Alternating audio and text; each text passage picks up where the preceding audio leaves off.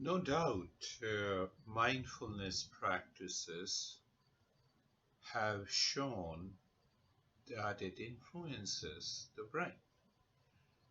And a lot of research studies have been done to suggest that the regular mindfulness practice helps in firing the brain to rewire it.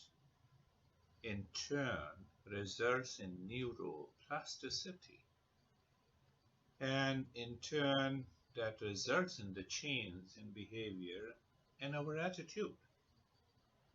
Besides managing and improving sleep, managing anxiety, and other related problems.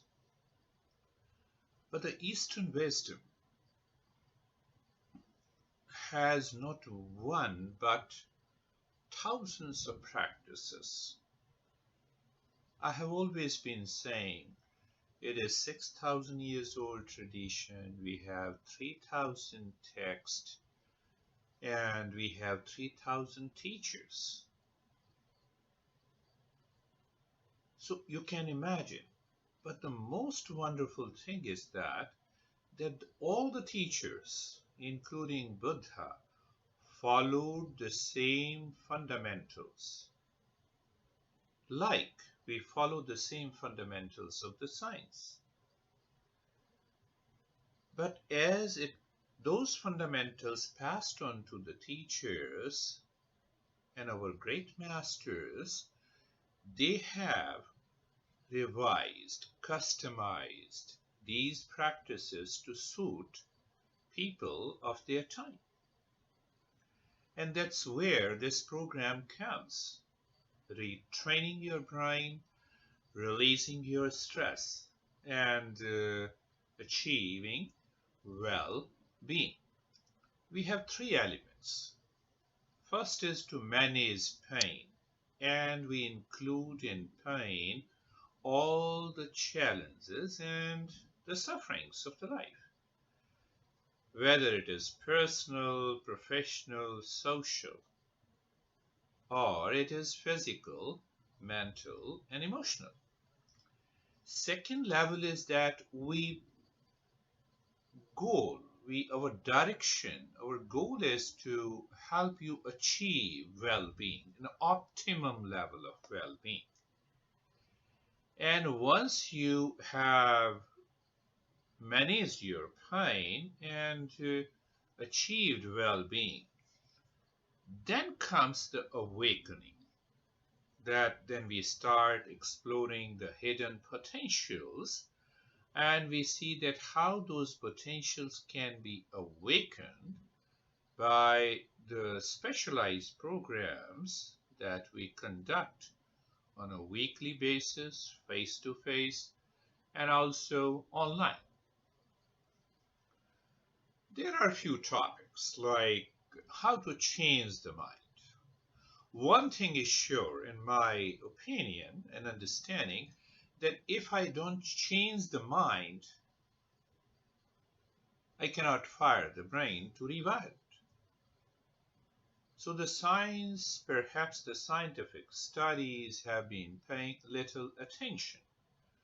And there is a reason behind it, because the science wants to conduct the research studies based on their fundamentals.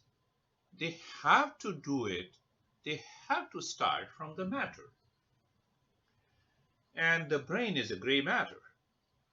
And it is easy for them to understand and do their objective experimentation. What about the mind? And still the mind is not clear in modern science. I think we should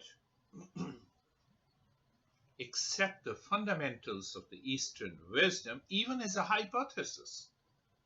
I'm not saying that we should start accepting everything. So in the Eastern wisdom, the mind lives in 5 subjective states, and the first 3 subjective states causes anxiety, stress, suffering, laziness, craziness, blaming mind, reacting.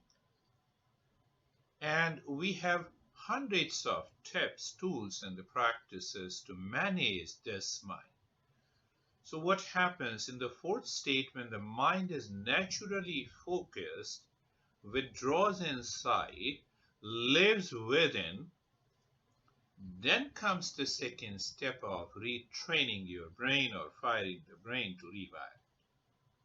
So that is what we discuss in detail in these programs. And how the mind causes the stress and how mind also causes the peace. It's a wonderful understanding in the Eastern wisdom. You work following the mind, or you work asking the mind to do it. And that needs some self-awareness. And the journey to the self-awareness leads us to mindfulness or meditation. Another thing that not only we understand practically, but we also practice. There are hundreds of tools available in the Eastern wisdom to go into a deeper state of meditation. Breath is one, chanting of the different mantras is the second, mudras is the third, and then the stillness, exploring the stillness in the body is the, and like this, we have hundreds of tools. So when any meditation practice is done through the active steps, it becomes an active meditation.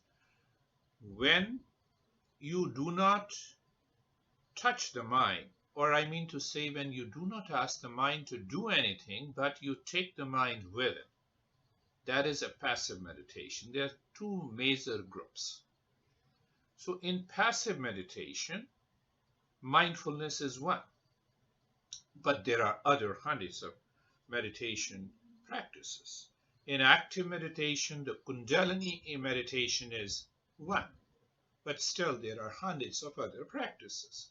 So we combine, we integrate, we personalize the program for a group that maximizes the benefit of, that is what the program is. That is why I named it as retraining your brain, releasing your stress, and achieving well-being. But in that 60 minutes, I know it becomes an intensive. There's a brief talk on the fundamentals to make your mind understand. But why the mind should understand these fundamentals? To remove the doubts, so that you're always inspired to carry on. Otherwise, we do it one day, we praise the teacher, we appreciate the practice, we experience something good, and we leave it. No meditation, no mindfulness can work in that way. It is not a quick fix. Why? Because it is a journey of the life. You don't say, oh, let me give a break to my breath for about a week. I've been breathing for so many years. It's a journey. So in that sense, it is not a quick fix, but it doesn't mean that every session does not bring any result. Every session has a tremendous level of your journey and experiencing the inner peace and calmness. So we conduct these programs with a brief talk in the training. We also understand what are the aids that help you in accelerating the process. We also understand how to drop those barriers. And we share our experiences openly, free from any cult, dogma, belief, religion. Why you share your experiences? It helps you to learn from your own experiences. Thank you.